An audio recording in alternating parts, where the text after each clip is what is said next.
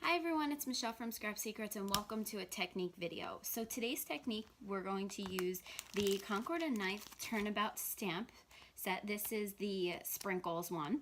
I do have a lot of the other sets. I think I actually have all of them. So just wanted to show you how to set this up, how to make the key for this.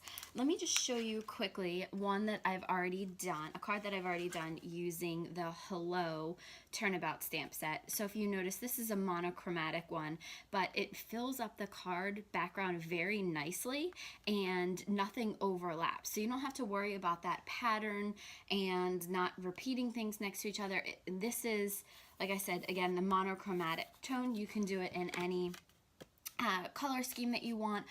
Today, I think we're going to try ombre inks because I've never used them with the Turnabout stamps, and I think that would be pretty cool. So first, we're going to show you how to do the key, and then we'll go into making the card base, at least the base part of it. So here is the Turnabout stamp set. So let me just show you quickly on the back. This is if you stamp it 1 time, 2 times, 3 times, and 4 times. So you can have a kind of minimalist card with the 1 up to a pretty busy full background with the 4 times. So I'm very curious to see how this is going to work. If you look at this, you can see there's other little pieces in here. The sprinkles, or as we call them in Jersey, jimmies, are just the background piece. The other pieces are extra that you can put on top of your card. They actually come with a cluster of them, so you can use them on other projects, but you can also use them to fill in some of the spaces. If you only stamp 1 or 2 or even 3 times and you want to put a cluster somewhere else, you can ink those up and stamp them somewhere else. And then there's some really cute cupcakes, different wrappers, and then different toppers. So super cute. So on the back, it tells you how to line this up. So we're gonna do that. So the first thing I do is I always make a key for all of them. So there's one that I haven't used yet, so I haven't made a key for it. Actually, there's 2, because we're gonna do the sprinkles one.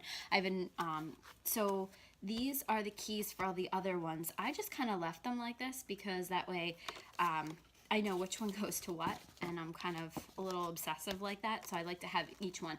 Now these are just made from, as you can see, like all these different pattern papers. These are from a Studio G paper pack. These were like in the $1.50 bins at Studio G's AC Moore, I believe. So I believe these were just in the AC Moore dollar bins. And this is the front sheet that comes with it.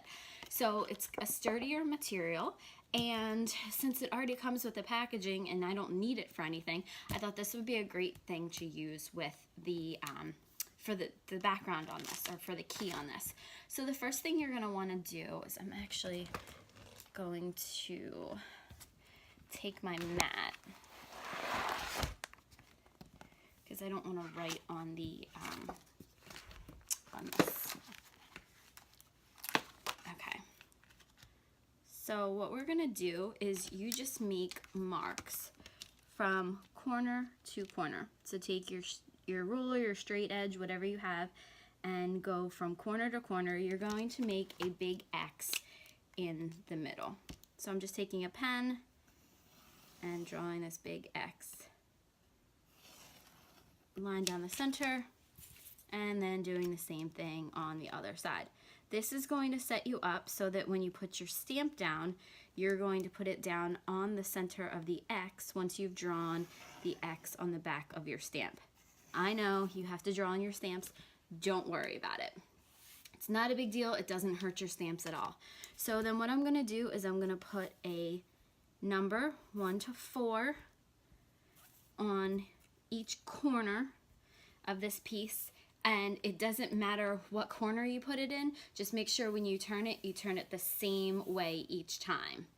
So if that makes sense, turn the paper clockwise or counterclockwise every time you turn to put your number in. Okay, so there's a little guide on the back of this. So what I'm going to do is I'm going to open the stamp set. We are going to take out these sprinkles. We're going to put this to the side. Like my nieces say, these are really sticky. They do tend to stick really well. So, and it's a large stamp, you can see. So here's the whole stamp, and you'll notice it's laser cut around the sides so you don't have a square, because that way all these other stamps can fit on this like 6 by 6, whatever, however big it is. It's almost 6 by 6. I think most like traditional square backgrounds are like 5 3/4 by 5 3/4. Okay, so now what you're going to want to do is you're going to want to take this out of the packaging, and then you're going to want to, it says use the diagram below to quickly mark the center point on your stamp. Simply align your stamp with the images and mark your center point with a permanent marker. So that's what we're going to do. So now you just kind of have to turn the stamp around until you can figure out how it goes. There's only one right way to do this.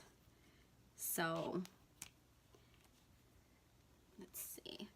It does take a couple of tries to try to figure it out right. I probably should have done this before I started the video, but I wanted to show you guys realistically how long it takes to figure this out. You just kind of have to move it around until you kind of get the stamp in the right place. It is kind of difficult. Sometimes I wish that they would just put the center mark on there for you, because like here I'm trying to turn this around and I can't figure it out. It's probably because I'm on camera that I'm getting a little frustrated right now. It really shouldn't take that long, but again, and the center point isn't always where you think it would be. It's pretty funny, actually. I'm just kind of looking for, you just kind of have to move it around until the pieces start to line up with what your, doesn't line up to everything.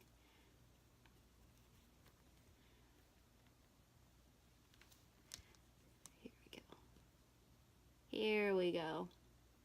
Okay, so there's always going to be one cluster that you can kind of find. So in this one, let me show it to you.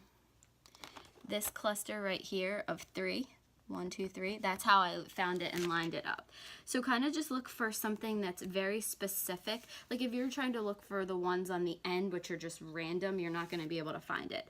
But hopefully that makes sense. So now what you do is you put a little dot right where these two X's meet. So then what you're gonna do is you're gonna take, again, your straight edge or your ruler, and you're gonna mark an X on the back of your stamp. And then you're gonna pick it up and you're gonna do the exact same thing going down the other way. Now, I know that some of you might be screaming inside, because the first time I did this, I was like, I have to what? I have to put mark on my stamp, and so it says permanent pen. Now, this one will come off a little bit on the Misty when I use it, or my, I'm gonna use my, I probably use my Stamp Perfect tool, actually, I think, because the Misty has something in it. Yeah, I can use my Stamp Perfect tool. But, I did tend to freak out a little bit when I first realized I had to mark up my stamp. My stamp. I was a little concerned about that. So now what you're gonna want to do. This is a little big, but I don't think it's gonna matter because we're just gonna put the. It's not a. We're not gonna need the whole thing. You'll see in a minute what I mean. Okay. So now what you're gonna do. What I always do is I put 1 up at the top, so it's facing me. So I know that this block is number 1, so I always start with 1. Now what you're gonna wanna do is you wanna line that X up as closely as you can into your stamping tool, whatever stamping tool you have, and then you're gonna wanna press this on there. Okay. Just make sure that's pretty close to being perfect, just because the stamp sticks a little bit. And now we're just gonna put Put that in there. Okay, so now what we're gonna wanna do, I usually put a little bit of repositionable adhesive on the back of my piece of paper. So this is a 4 by 5 1/4 piece of cardstock that we're just going to put down in here. All right, so now this is the Zig 2A glue pen. This one, as you can see, this is when it's pretty much at its end. It's a very light blue. If you look at this one has a lot of glue left in it. This has a little bit of glue. Don't ever throw these away. Once they get to the point where they're not really, really blue, you can use these again. You let them dry on here for the glue dry on here for a little bit, and they become repositionable. Once the glue turns white, it's repositionable. So it's awesome. So I keep these around when I need repositionable ink. So we're just gonna put this down here, kind of try to center it the best that you can. With this one, it's not a big deal because it is more of it's just a repeating pattern rather than having different words. These are all the same jimmies, sprinkles, whatever you want to call them. Okay, so now we're going to use some Recollections ombre ink. So I'm probably going to use the pink and the purple. I have some of that. I have some orange and pink that we can use. And I think I'm going to use 2 different colors of ombre. The pink yellow, pink and purple, and then the pink and orange. So I just want to see how this comes out. I've never used the ombre ink on this. So let's see how this works. Okay, so now what you're going to want to do, after you've inked up the whole entire stamp, stamp it just like you would stamp a regular stamp. So you get a really cool background. Now what you're going to do is you're going to turn it, so make sure you have it at like the same mark. So turn it the same way every single time. So now we're going to put it back in here. Oops, and I smudged a little bit of it.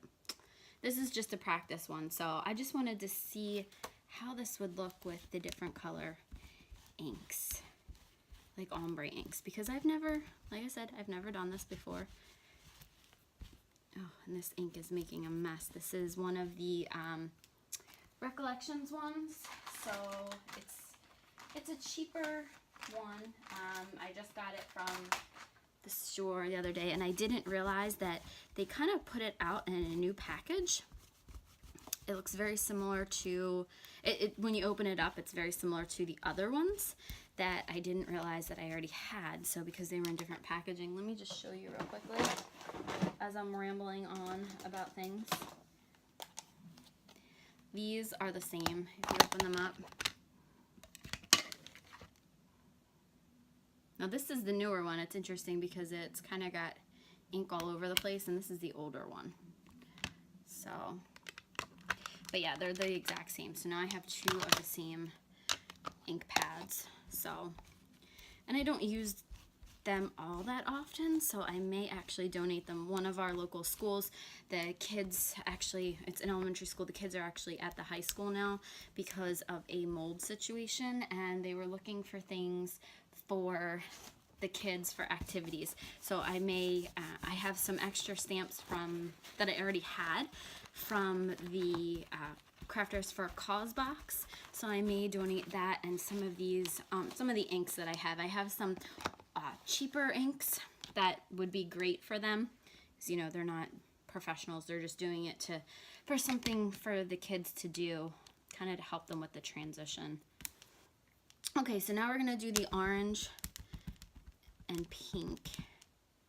Get some more orange on there, since we do have a lot of pink. Okay, so we're going to stamp this a second time.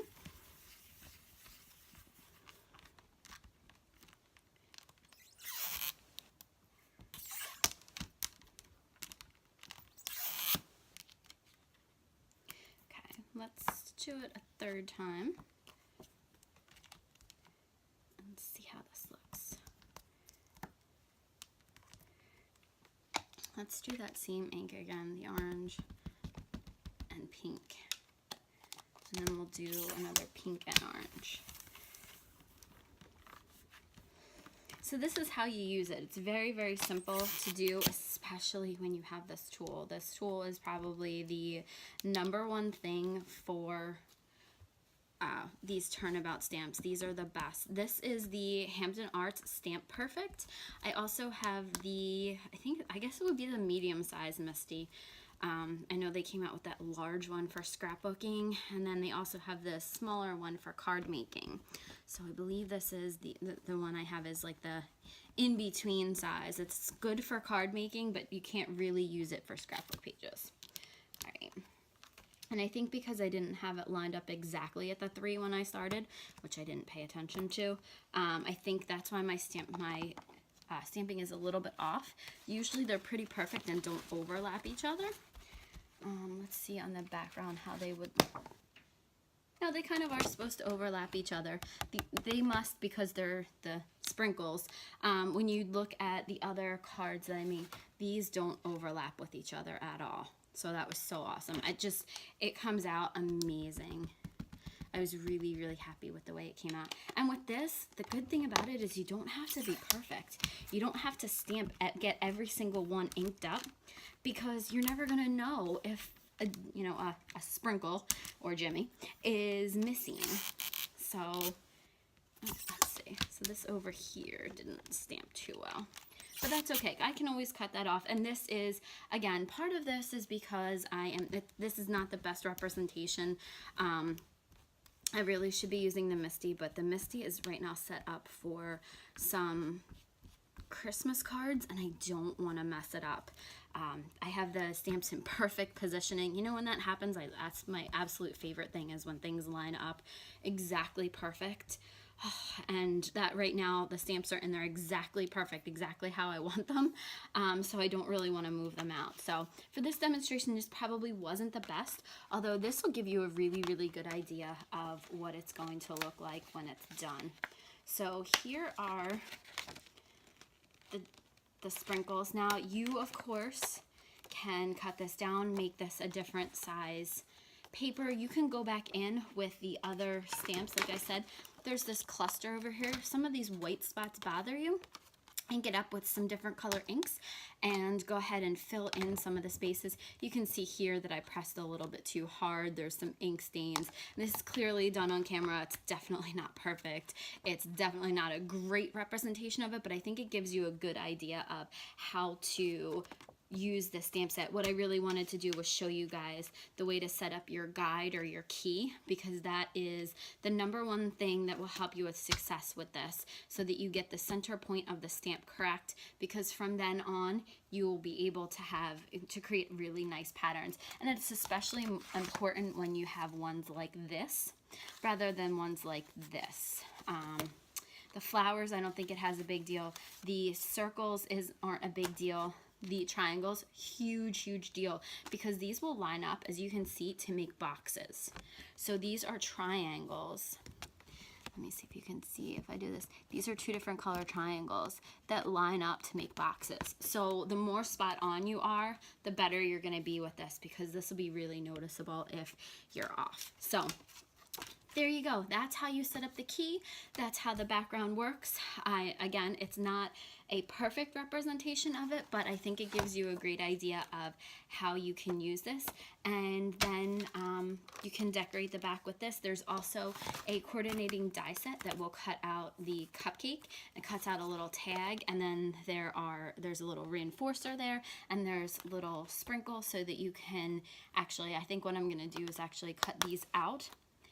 Cut the tag out twice, cut these out of one of the layers, and then on the bottom tag I'm going to use distress inks to do kind of like a rainbow color, and then so you can see the sprinkles from the first tag through to the second tag. So if I do that, I will show you guys what that looks like. But for right now, here is how you create the guide for the Turnabout stamp set. If you have any comments or questions, please feel free to leave them below, and I will see you again real soon for another video.